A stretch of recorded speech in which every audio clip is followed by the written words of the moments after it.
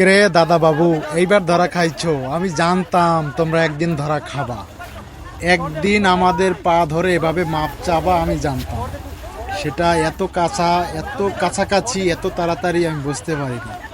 পা ধরছো, ছাড়ার জন্য আকুতি মিনতি করছো, তবুও ছাড়ছে না।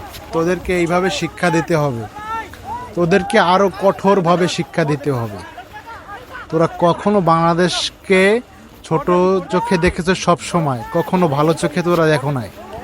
তোদেরকে আরো শাস্তি দিতে হবে, যেভাবে তোদেরকে পাকিস্তান যেভাবে তোদেরকে শাস্তি দেয় সেই একইভাবে। হ্যাঁ, পাকিস্তানের তো একটা মানুষকেও তোরা মারতে পারস না, তোদেরকেও শাসাই দেয়। কেন একটা মানুষ মারলে তোদের একটা মানুষ মারে। আর আমাদের বাংলাদেশকে তো প্রায় আমাদের বাংলাদেশ কৃষককে প্রায় তোরা মারছে, গুলি করে হত্যা করছে, তার কাটার উপর ঝুলাই রাখছে।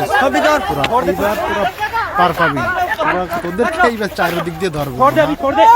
তোরা যে কাজগুলো করছিস বাংলাদেশের সাথে, তোদেরকে কোনো দিনও বাংলাদেশ ক্ষমা করবে না, কোনো দিনও না।